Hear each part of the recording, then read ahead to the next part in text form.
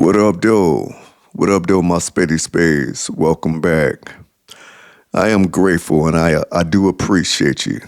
I just want to let you know that these last couple Tuesdays I've been getting the information out a little late, but hey, I'm pushing it.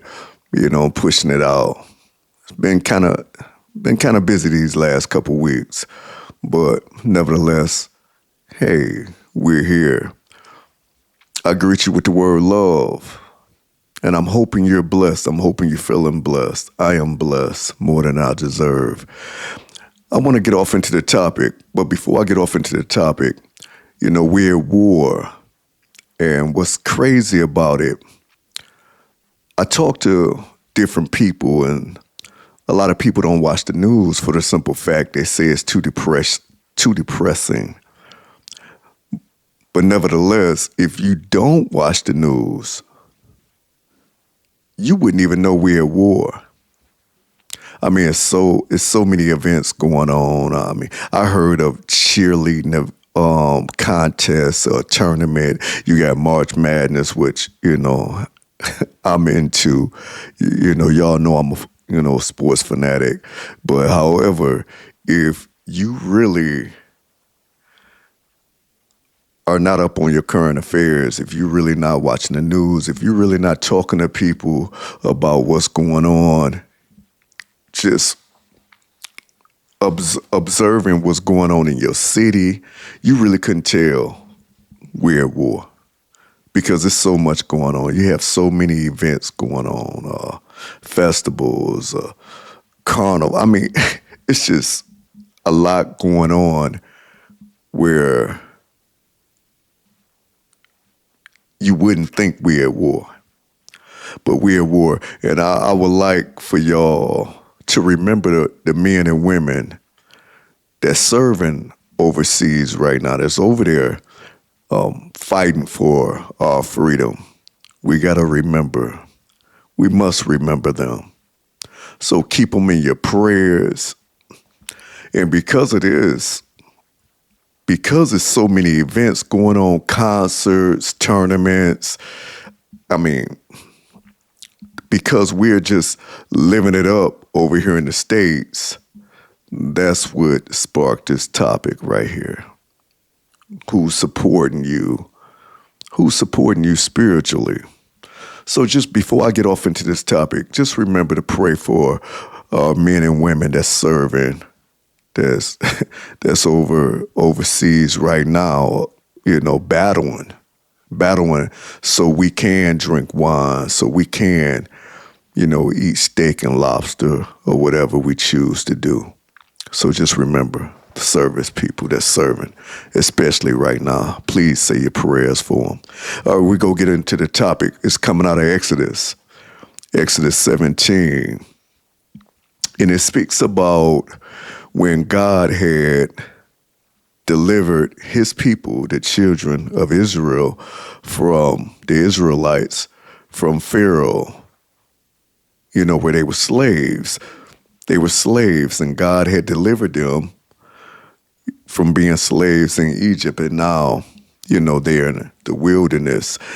And it's something about when you're transitioning, because they were transitioning. They were looking for, better opportunity. They was looking for a better land, to start a new life. However, they were attacked.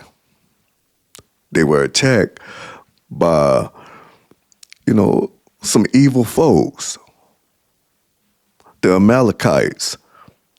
They were attacked by the Amalekites, which is some evil folks. So again, sometimes you could be transitioning and you could be working on yourself and bettering yourself. And here comes some evil, demonic spirit that's coming up against you. Here comes some evil deeds that's coming up against you. And then you got to lock in and you got to pray because it can get thick. Oh, that enemy could rise up against you and it could get thick. But in this chapter, it speaks about Moses you know, while they were battling these evil folks, these demonic spirits, Moses, stood up on a hill or a mountain, and he was praying unto God. He had his staff. He had God's staff in his hand.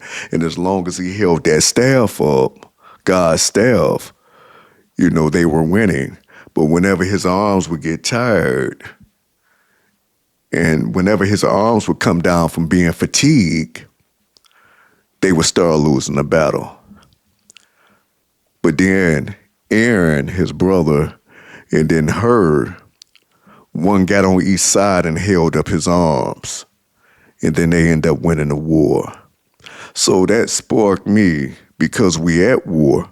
Again, please remember to pray for our service men and women that's over there battling right now. But when the evil demonic deeds is rising up against you, when you minding your business, you're focusing on bettering yourself, you're pursuing your goals, you're transitioning to bigger and better things. But when that evil deeds rise up against you and you get fatigued, who's in your corner to pray and hold you up spiritually? Who do you have that's in your corner when you're getting fatigued, when you're too tired to even pray for yourself, that they're holding you up? Just like Aaron and Hur held up Moses' arms. Who's holding you up spiritually? Understand this. It says in the Bible, when 2 or 3 are gathered together in his name, hey, Jesus is in the midst. When 2 or 3.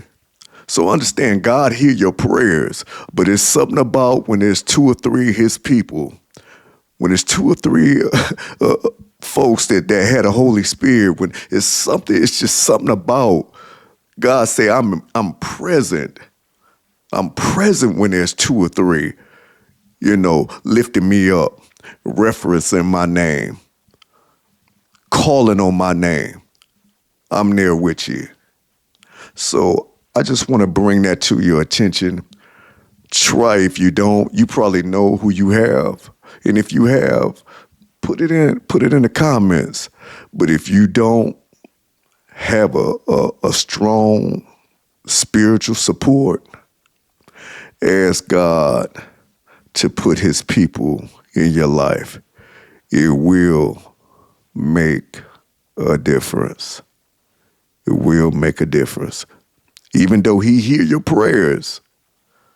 But again, it's something about that 2 or 3. It's something about that support.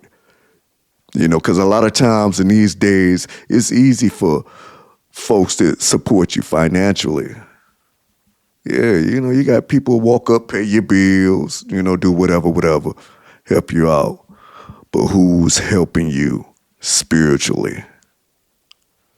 I want to leave that on your mind. Tell me what you think. Hey, if you got spiritual support, go ahead, put it in a comment. Hey, if you don't, please ask God to put his people in your life. It's beneficial. It's beneficial. At the end of the day, hey, God is all we need. But at the same time, God say love one another and be there for one another.